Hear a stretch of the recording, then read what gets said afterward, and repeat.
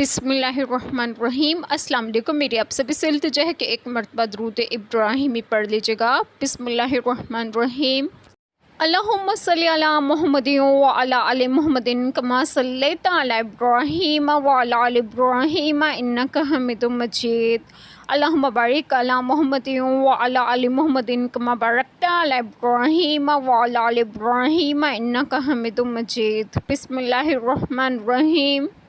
اور جب موسیٰ علیہ السلام نے کہا اپنی قوم سے، اے میری قوم، اللہ کا احسان اپنے اوپر یاد کرو کہ تم میں سے پیغمبر کیے اور تمہیں بادشاہ کیا اور تمہیں وہ دیا جو آج سارے جہان میں کسی کو نہ دیا۔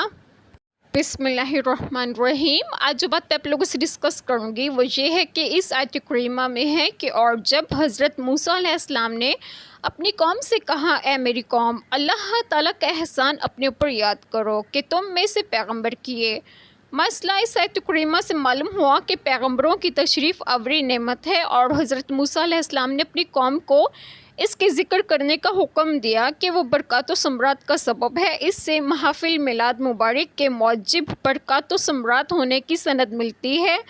اس آیت کریمہ میں بنی اسرائیل کے لیے اللہ تعالیٰ کی طرف سے چند نعمتوں کا ذکر ہے، جیسے کہ بنی اسرائیل میں انبیاء علیہ السلام پیدا کیے، چنانچہ حضرت ابراہیم علیہ السلام، حضرت اسحاق علیہ السلام، حضرت یعقوب علیہ السلام اور حضرت یوسف علیہ السلام جیسے جلیل القدر انبیاء علیہ السلام اس قوم میں پیدا ہوئے، اور کسی قوم میں اس تعداد میں انبیاء علیہ السلام مبعوث نہ ہوئے جس قدر بنی اسرائیل سے پیدا ہوئے، اور تمہیں بادشاہ کیا، یعنی آزاد و صاحب نوکر چاکر والا، اور فرعونیوں کے ہاتھوں میں مقید ہونے کے بعد ان کے غلامی سے نجات حاصل کر کے عیش و آرام کی زندگی پانا بڑی نعمت ہے۔ اگر ملوک بادشاہوں کے معنوں میں لیا جائے تو بنی اسرائیل میں حضرت یوسف علیہ السلام، حضرت سلمان علیہ السلام اور حضرت طالوت علیہ السلام اور دیگر بادشاہ حکمران رہے ہیں، اور اگر ملوک سے مراد خود مختار لیا جائے تو بھی بنی اسرائیل کو ایک لمبی مدت تک ظلم و ذلت سے آزاد ہو کر خود مختاری نصیب ہوئی ہے،